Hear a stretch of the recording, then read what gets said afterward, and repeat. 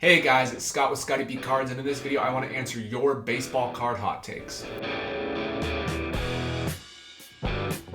So in baseball card hot takes, I ask a poll on Instagram, what are your baseball card hot takes? And people submit all of their hot takes, and I will take the ones I like the most and I will answer them in this video. A lot of these hot takes, I actually disagree with the general masses thoughts, and I'll explain my thought process on these. In the past, I've only just shown the slide and then just reacted. In this one, I actually picked some slides and did some research and put them into the presentation to make it even better for you. So let's jump into these baseball card hot takes. All right, our very first hot take, Riley Green will have a better ROI than Julio Rodriguez next year. This is a very good hot take because I don't know if people didn't quite understand what was said, but Riley Green will have a better ROI. Not have a better year, it just means he'll have a better return on your investment. And 79% of my audience said that would not be the case. But let's look at some numbers, shall we? Here's Riley Green, his base. Here's Julio Rodriguez's base, 9.510, 9.510, PSA 9 purple, PSA 9 purple. So if we were to have a 60% increase on Riley Green, that would make it go from a $209 card to a $334 card. That can happen really easily with a prospect like Riley Green, who's going to have his actual rookie campaign next year. He actually debuted this year and played, but next year will be his rookie campaign. That is actually pretty likely. On top of that, a purple number to 250 PSA 9 going from 239 to 383, it's a 60% increase, is extremely plausible as well. If you're going to Julio Rodriguez, going from 1400 to 2200, I think is going to be really difficult. That's a 60% increase, and it seems like it's harder because Bryce Harper goes for around $1,100. Mookie Betts goes for around $1,200. All these players on a Hall of Fame path don't go for more than $2,000. Only like Mike Trout does. That's basically it. Juan Soto does. And those are like the only players that really have reached that level currently. There might be more I'm missing, maybe Clayton Kershaw, but maybe not. But the point remains that it's going to be really hard for Julio to get this ground. On top of that, that's a $1,300 increase on his purple from 2,100 to 3,400. That's like an MVP caliber season, which he's capable of doing, but it's easier to bet against the field than Julio Rodriguez in one category. So I actually agree with whoever's hot take this was. Riley Green, I think he will, but he definitely has a realistic path of doing it just because it's easier to gain a couple $100 versus $1,000 in my opinion. Next up, 2022 Topps update will be as big as 2011 Topps update. So buy and hold these hobby boxes. I love this hot take. I understand the concept of saying these rookies have the potential to be as good as the 2011 rookies, but there are way too many things stacked against it. Let's look at the frontline rookie of Mike Trout in 2011 update and the frontline rookie of Julio Rodriguez in 2022 update. Mike Trout didn't have a Topps Chrome. Mike Trout didn't have a Series 2 short print. Mike Trout didn't have a logo fractor. Mike Trout didn't have all these other things. The 2011 Topps update card is worth so much because he didn't have anything besides that one flagship rookie. People can't comprehend that because they look at Mookie Betts. He has a Chrome and a base. He has a Chrome update. Chrome update didn't exist in 2011. For that reason, that's why that card holds such a value. It's very comparable to like the 1989 Griffey Upper Deck. It's the only version of the Upper Deck. There's no gold. There's no Chrome. There's nothing like that. It is just that base card. So, of course, there's parallels of the 2011 Topps update, but I'm just talking about Julio in different sets out aside of Topps update. So I don't think it has nearly the potential. On top of that, the print runs for 2022 Topps update's probably 600 to 800,000 per card, while 2011 Topps update's probably 50 to 70,000 per card. So significantly less Trouts, and I bet the Julio will be graded 10 to 20 times more when it's all said and done than the Trout, just because there's so many out there. Next hot take. Carlos Correa will retire with a higher career WAR than Bryce Harper. And 75% said no. I believe there is a world where he finishes higher and he finishes lower. I want to look at Fangraphs WAR and Baseball Reference WAR. They're calculated a little bit different, and because of that, Baseball Reference usually penalizes or rewards players with good or bad defense, while Fangraphs is more average-ish. And so we're going to look at this real fast. You'll see Carlos Correa, according to Baseball Reference WAR, is at 39.5, while according to Fangraphs, he's at 31. If we look at Bryce Harper, he has 42.5 from Baseball Reference and 44.2 for Fangraphs. And that's because Baseball Reference WAR hits, again, defense so much harder. Carlos Correa is a Platinum Glove winner, a shortstop, great defensive player. Bryce Harper's always been a poor defensive player. I think he had 1 or 2 years right when he debuted where he was above average, but ever since then, he's been a bad defensive player. On top of that, Bryce Harper's DHing right now. So for that reason, I actually believe Carlos Correa is 2 years younger than Bryce Harper. Bryce Harper basically missed his age 29 season this last year because of hitting the hand, I believe, from Blake Snell. But either way, I think Correa could finish with a higher B WAR, but a significantly lower F WAR just because of the way defense is calculated. I know that sounds silly. There's multiple different types of WAR, but realistically, the spread is not that big. This is a 10 WAR spread, a 10 win spread for Correa is a huge difference. You look even at Bryce Harper, it's 42.5 versus 40. 44.2. So maybe 1.5 wins different. So this is one of the most dramatic players, which I thought was an interesting argument from this person. So yeah, I think there's a world where he finishes higher and lower than Bryce Harper. So everybody wins. Next up, WAR should not override career team performance. Part of winning is leadership. 59% said yes. And if this was basketball or football, I would understand this argument, but this is baseball. Let's look at this. These players suck. They did not win a championship in their careers. Ted Williams, he had no leadership. He wasn't a war hero. Multiple times serving in wars. He wasn't a hero or a leader. Ty Cobb, he sucked. Mike Trout, he sucks. Ichiro, he sucks. Ernie Banks sucks. Barry Bonds sucks. Ken Griffey Jr. sucks. You get the idea. I know I'm being really contentious with it. Just silly. Baseball is a team sport. There's a reason there's like a 30-man roster or the 28-man roster, whatever it is nowadays. While look at basketball, there's 5 players on the court at all time. In baseball, you have 9. And on top of that, you have pitchers. So let's look at some stats, shall we? If you have 36 at-bats per game, that means every player in a lineup gets 4 at-bats. That means the best player only gets 11% of the team's plate appearances. I guarantee LeBron probably touches the ball on 50 to 80% of every single play in the NBA. He's the best player. He touches the ball all the time and probably takes the most shots for the team. And if not, he's distributing the ball for assists and rebounds. But not just you only get 4 plate appearances to get a hit in baseball, so Mike Trout could go 4 for 4 and lose the game 5-4 because his pitching let up 5 runs.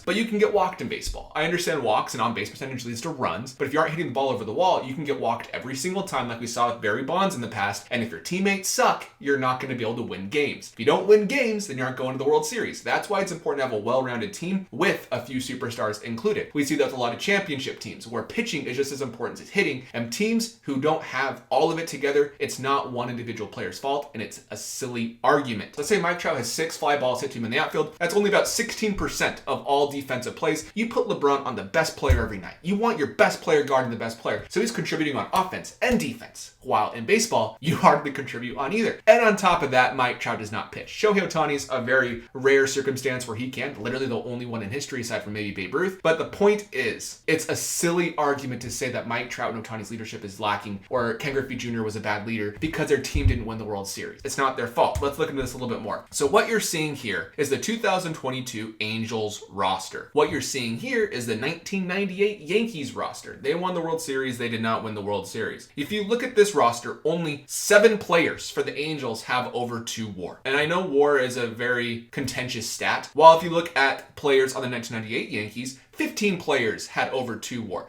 Double the amount of players were contributing to the team. Not just that, you have Ohtani at 9.6 and Trout at 6.3, but then the next highest is 3.8. After the top 2, there are 4 players above 3.8 for the 1998 Yankees. And that's why they were so good, is because it was a well-rounded team. It's not Trout and Ohtani's fault their team sucks. Yes, they can continue to play amazing, but if you go look at their pitching, they let 10 runs in a game. What can you do? Nothing. That's just how it works. If you were to switch Ohtani and Trout with Paul O'Neill and Derek Jeter, you cannot tell me the 1998 Yankees are any worse. If you put Derek Jeter in place of Ohtani on the 2022 Angels, you cannot tell me their record is going to be higher. And that's why championships and deciding a baseball player's value is not necessarily accurate. While in the NBA, it's a lot more accurate. Or NFL, a quarterback who's won a championship might be more accurate as well. So if we look at this is a very drastic thing because a lot of these players are considered all-time greats like Ty Cobb, Ted Williams, Mike Trout, Ichiro, Ken Griffey Jr., Barry Bonds. In the NBA, maybe you have Karl Malone, maybe you have Charles Barkley, maybe you have John Stockton,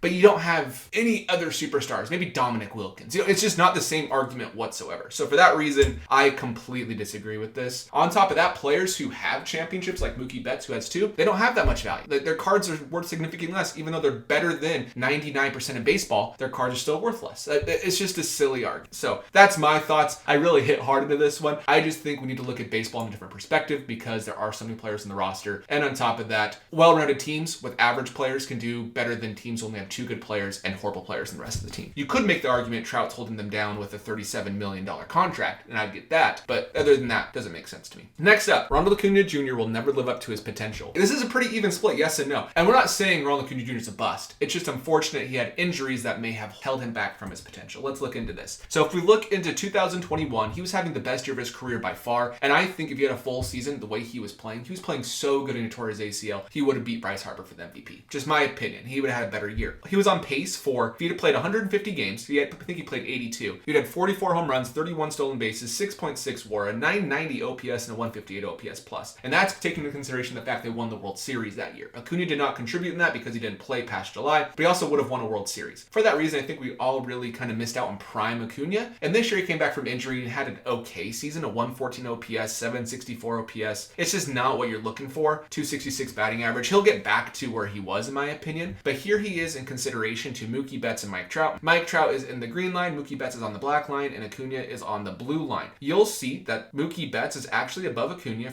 with WAR for his age 24 season, and then Mookie had a 10 WAR season in his age 25 season. So I think if Acuna doesn't have a 10 WAR season to catch up to Mookie Betts this next year, he's gonna just have a lot slower growth rate. He might have around 40 WAR at age 29, but he won't be in the 50 or 60 mark like where Mookie is, and Mike Trout was in the 70s to 80s. So I don't think Acuna has lived up to his potential yet, but that's injury's fault. I think he has a bright future ahead of him, so I'm not too concerned about Acuna. I actually think some of his cards could be a good buy this offseason. In 20 years, the worth of parallels is going to be all over the place and hard to quantify. Totally agree with this. If we look, there's a golden era of parallels, and I think that era ends after 2016 or even 2017 when all these new parallels were introduced. I think the best years were like 2011 to 2014 really was the sweet spot, but now we're seeing all these different foil boards in hobby boxes and tops. They're numbered to like 500, numbered to 300, versus back in the day you had the golds, you had the blacks, and you had a couple other random parallels like the 1 of 1 or the camo to 25, things like that. And that's why certain parallels like the golds I think will outsell the parallels numbered to 499 like the green foil boards that come in hobby boxes for flagship. That's just flagship. You look at Topps Chrome, they're making more and more fuchsia parallels, fuchsia speckle parallels, all these crazy things. The golds, the blues, the reds, the oranges are going to hold the most value.